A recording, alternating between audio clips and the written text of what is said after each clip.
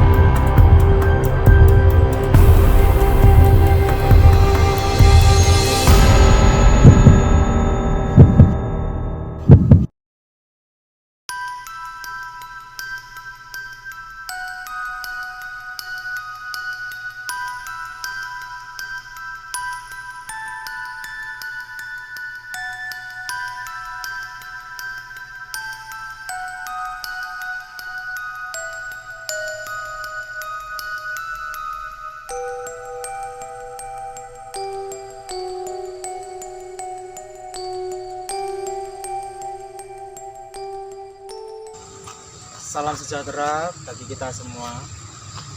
Pada malam hari ini, kami dari tim Historical of Java berada di suatu makom atau petilasan yang bernama Mbah Minggir yang berlokasi di Desa Benowo.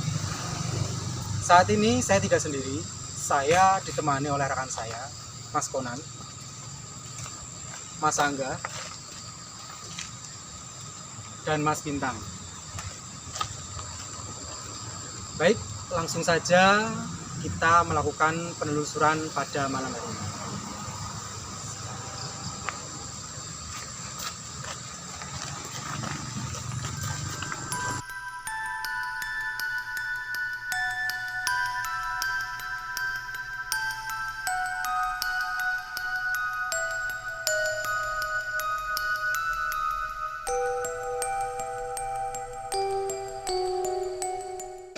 Ya, sekarang kita berada di bagian depan dari petilasan Mbah Minggir. Ya, di bagian depan ini terdapat jembatan. Jembatan yang menurut cerita masyarakat ada sebuah bagian yang waktu diaspal selalu mengelupas. Nah, bagian itu adalah sebuah kayu yang dimana memang dari dulunya, konon katanya ya Mas, dari dulunya itu memang sudah dibangun dari zaman dulu dan mulai diaspal, tapi aspalnya itu rontok terus di kayu tersebut. Itu sebagai pondasi ya, sebagai pondasi hitungannya. Pondasi yang lainnya itu aman ya, cuma yang bagian itu. Jadi yang lain dari kayunya itu aman di aspal, cuma di kayunya itu saja yang enggak tahu itu kenapa.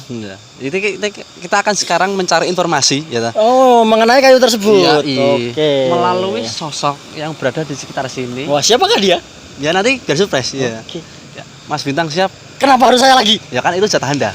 Yang lain boleh? Enggak boleh. Anda aja gimana? Ini pekerjaan, gitu? Resiko kerja. Ingat. Oke, siap? Iya, boleh. Ya. Siap.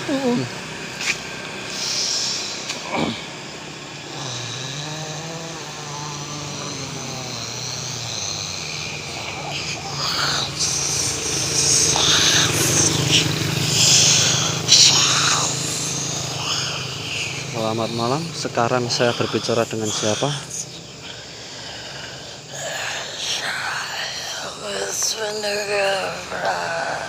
Kayu itu. Dari penunggu kayu itu. Kalau boleh tahu siapa namanya? Oh, namanya tidak boleh disebutkan ya. Saya ingin cari tahu kenapa di bagian kayu tersebut selalu tidak bisa diaspal.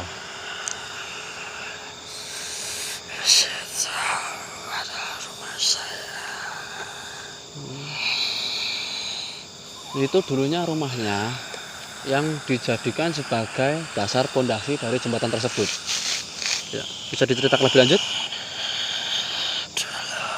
Rumah saya ada di dalam hutan sini. Berupa pohon. Dulunya rumah dari sosok ini adalah sebuah hutan di dalam sebuah pohon di dalam hutan ini. Halo. Rumah saya dihancurkan akan dijadikan jembatan. Rumahnya dihancurkan, lalu dijadikan fondasi dari jembatan ini.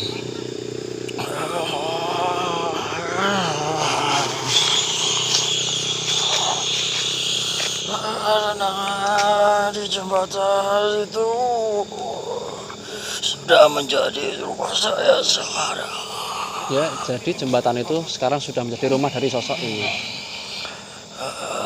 Saya meminta bayaran untuk rumah saya dijadikan pijakan oleh manusia. Jadi dia meminta bayaran atas rumah yang dijadikan fondasi jembatan. Bayarannya apa ya? Manusia. Jadi kadang dia meminta bayaran manusia sebagai ganti rumah yang dijadikan fondasi dari jembatan ini. Ya mungkin karena sudah agak kurang kondusif, jadi saya selesaikan sekarang.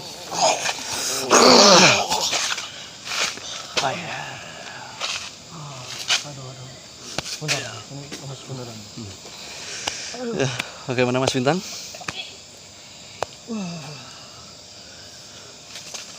Iya, kondisi Mas Bintang. Bener, capek ini. Bener aja. Ya. Sekarang kita bikin kesimpulan dulu ya Mas dari cerita yang bisa kita tangkap. Enggak, boleh istirahat dulu. Oh, ya istirahat saja, biar saja yang ngomong ya. Jadi kesimpulannya bahwa kenapa jembatan itu tidak bisa diaspal pada satu bagian, karena pada satu bagian tersebut adalah dulunya rumah dari sosok di dalam hutan ini yang dijadikan fondasi dari jembatan. Dan karena energinya yang besar, aspal selalu mengelupas pada bagian tersebut. Dan kadang dia meminta bayaran manusia atas ganti rumah yang digunakan manusia sebagai jembatan. Mungkin kita tambahi untuk para pejalan yang sering lewat jalan sini agar berhati-hati dan selalu konsentrasi. Ya. Sekarang kita ke tempat Mas Konan dan Mas Aziz ya. Ya, boleh. Monggo, mari.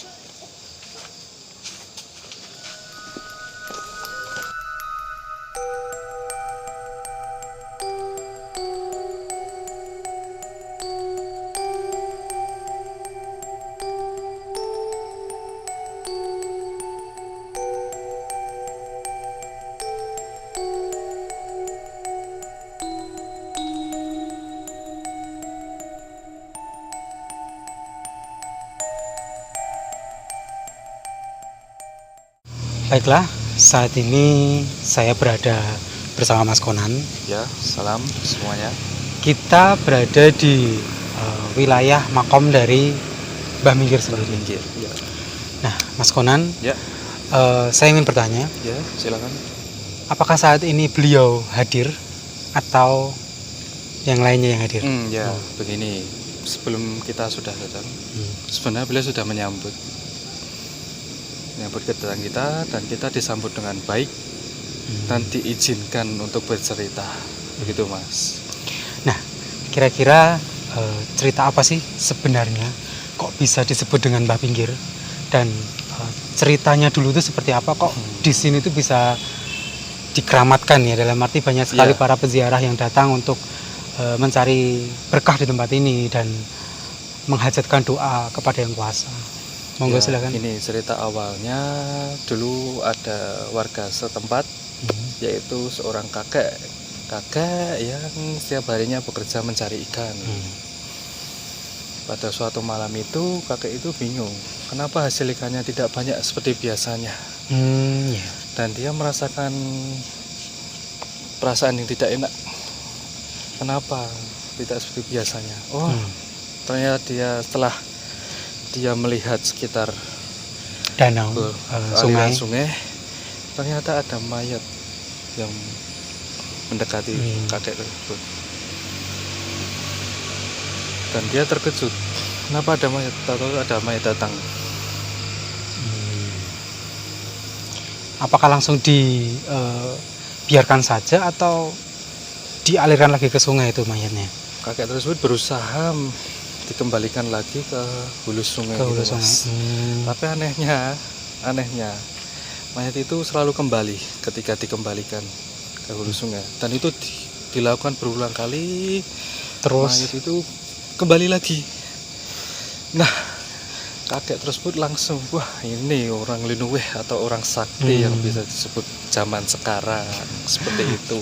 Bentar Mas, saya kok merinding dengar cerita tuh, saya jadi merinding. Saya juga Mas, soalnya beliau di belakang mendengarkan cerita kita. Nggak apa-apa, nggak apa, dia menyambut, dia mendengarkan. Lanjutkan, nggak apa-apa. Ya. Jadi begitu teman-teman, cerita dari Mbah Pinggirnya bahwasanya beliau memiliki Linuweh dan memang disakralkannya tempat ini karena yang memiliki kelebihan tersebut. Iya, dan kok kenapa bisa namanya Mbah Minggir? Karena itu tadi kejadiannya, mayatnya selalu minggir. Selalu minggir ke arah sungai, hulu sungai. Niatnya pengen dialirkan malah balik lagi. Minggir lagi. Ya, berarti memang sejatinya beliau memang punya nama. Iya. Cuman tidak semua orang tahu. Iya, orang tertentu saja yang boleh tahu. Yang dikehendaki mungkin yang diberitahu namanya beliau itu siapa. Ya, betul sekali. Dan kira-kira nih Mas, kan ini pada malam hari ini kan ada beberapa orang yang tirakat. Iya. Nah, apakah mereka yang bertirakat itu pasti atau tidak ditemui oleh beliaunya? Monggo. Tergantung pelakunya ya Mas. Seorang pelaku itu kalau tirakat itu yang menemui pasti berbeda-beda dan tinggal niatnya juga. Oh, berarti semua tergantung niat para pelaku tersebut. Kalau memang niatnya baik, ya pasti... belum tentu disambut juga. Oh, belum tentu disambut. Tinggal kepekaannya pelaku tersebut. Oh, begitu. Ya, ada yang makhluk gaib lainnya, ada beliaunya langsung. Jika bertemu beliau yang langsung itu sangat-sangat luar biasa. Disambut. Dan berarti teman-teman, pada malam hari ini kita memang benar-benar diberi kesempatan untuk bertemu beliaunya ya Mas ya.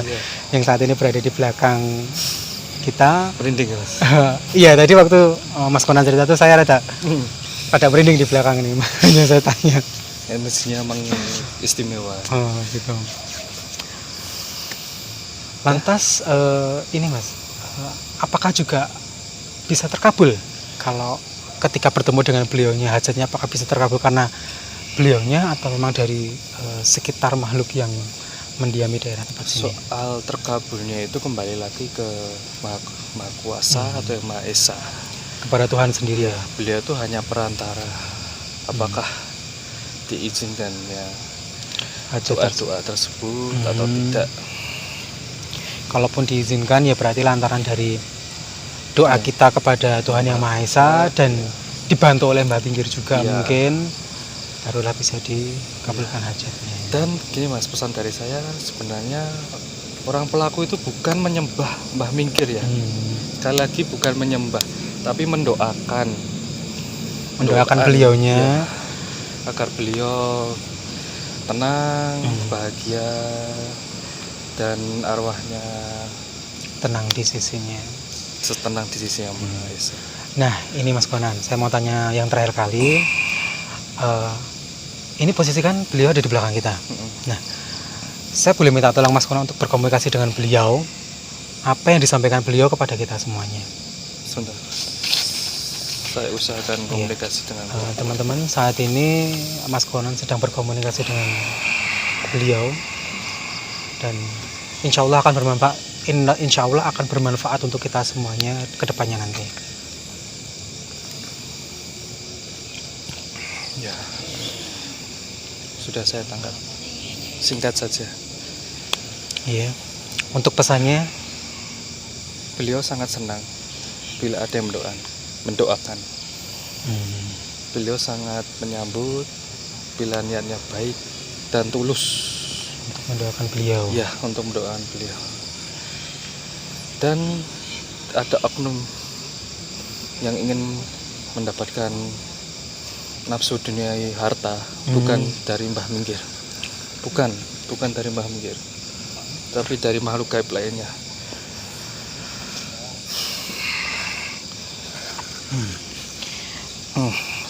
Sebentar Mas. Oh ya, pada kumpul Mas, maaf. Ternyata yang kita singgung nggak suka makhluk gaib lainnya. Oh, baik. Mohon maaf teman-teman, ternyata ada sedikit ini Beliau ya. berpesan itu saja. Iya, intinya beliau berpesan bahwasanya beliau senang sekali ketika anak cucu dan anak turunnya itu mendoakan beliau dengan tulus dan ikhlas, tidak meminta apapun. Ya, benar. Dan itu nanti yang membalas akan Tuhan Yang Maha Esa sendiri dengan perantara apapun, dan itu pasti. Cukup yang saya bisa Iya. sampaikan itu saja.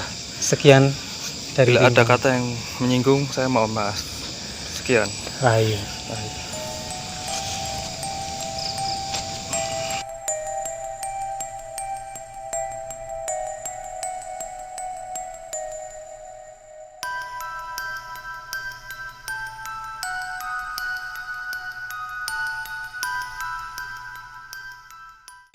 Oke, kesimpulan dari Mas Angga dan Mas Bintang.